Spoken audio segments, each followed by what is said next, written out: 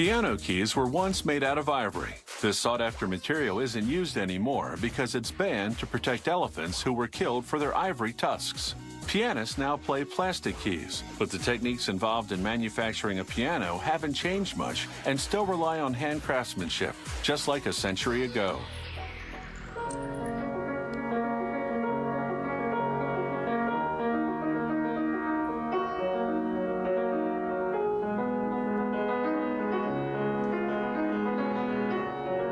Beautiful music is a triumph, but so is the piano itself. Made of inner and outer rims, a soundboard, treble and bass bridges over which the strings are stretched, and a heavy cast iron plate.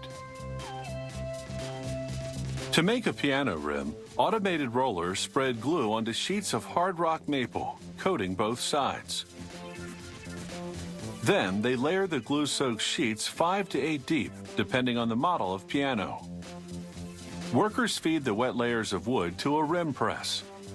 An impact wrench powered by compressed air turns the clamp screws. The screws bend the wood into a piano rim form. They measure the pressure on the layers with a torque wrench. Steel arms reach across the wood, holding the shape while the glue dries. After 24 hours, workers loosen the machine's grip, and the rim now holds its contour.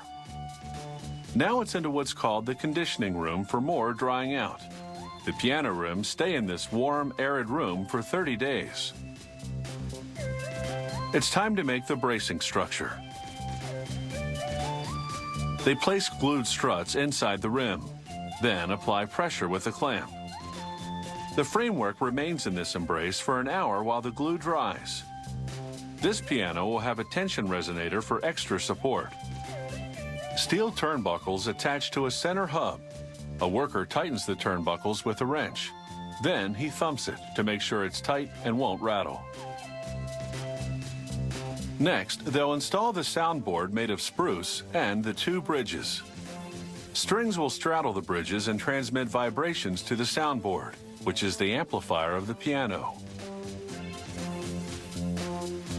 A worker glues ribs onto the soundboard. He lowers wooden clamps over each rib to apply pressure while the glue dries. That takes about an hour.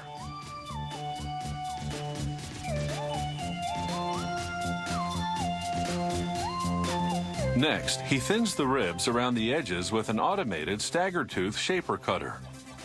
This will allow the soundboard to resonate freely when the piano is played.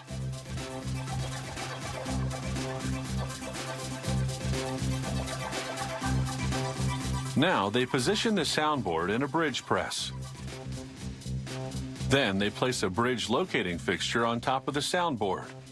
This device holds the bridge in place while it's glued to the soundboard. After the 2 bridges are glued down, they lower the soundboard onto the piano rim. Then they hoist a cast iron plate onto it. It's a critical fitting. If they don't get it right, the piano will never function properly. Then the plate is removed for finishing. A worker cuts notches in the bridges, which are now topped with a lubricant. This very sharp chisel cuts through the hard maple like butter. Each notch will cradle 3 piano strings, giving them the freedom to vibrate.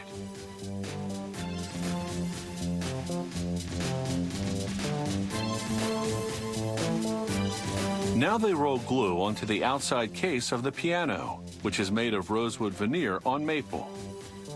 They fit it snugly over the rim structure. A mechanical clamp holds it in place for an hour while it dries. Then they stand the entire piano on its side. Spinning cutters shape the arms that sit next to the keyboard into an elegant curve.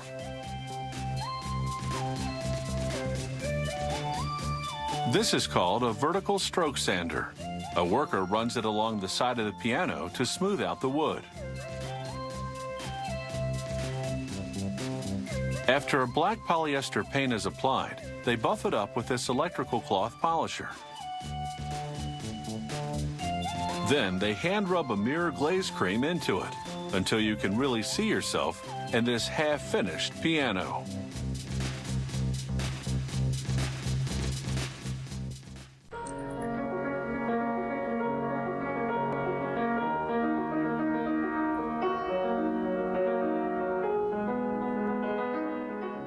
The bass and treble bridges are now fixed to the soundboard of this half-finished piano. Then, to add glamour, they spray gold paint on the cast iron plate. The next step involves the pin block, which holds all the stress. It bears 45,000 pounds of tension from the strings and transfers it to the iron plate. He drills into the maple pin block through holes in the iron plate over it. The holes are for the tuning pins, hence the name pin block. They unfurl pieces of steel wire from big coils. Using a vice grip, the worker twists the end of the wire into a neat loop. Then he hooks it onto a hitch pin on the back side of one of the bridges, making sure it runs between the guideposts over the bridge. Now he threads the wires through another guide called an agraffe.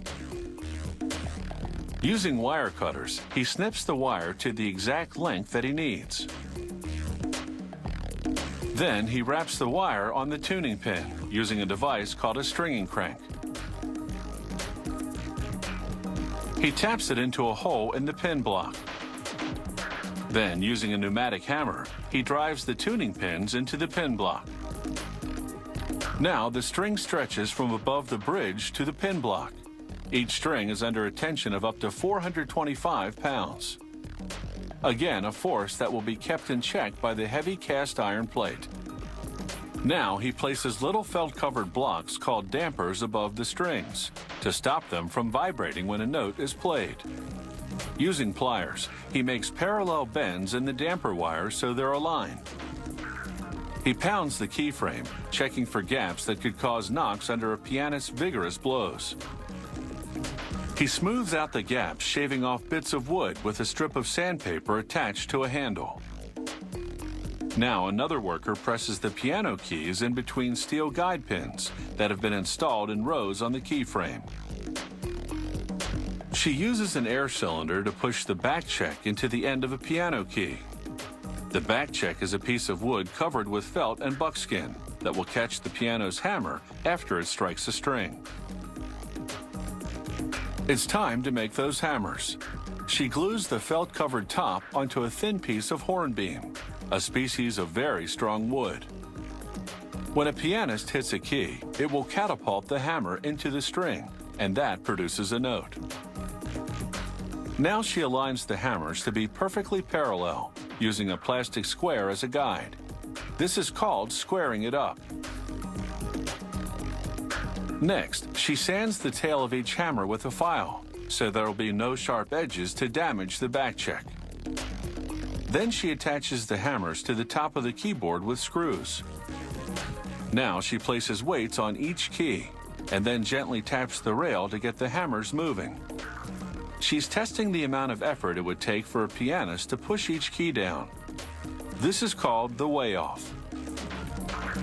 After she determines how much weight is needed, she marks a place on the side of the key and drills 1 or 2 holes.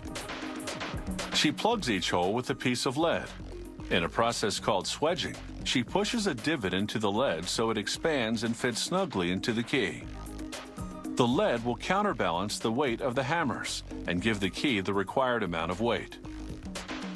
Next, this technician checks each hammer in each key, making subtle mechanical adjustments so they move smoothly and fluidly. It's the piano's first big tune-up. He fine-tunes the hammer action by using a let-off tool to adjust the driving mechanism. The piano is now ready for the hands of a skilled pianist and the ears of an appreciative audience.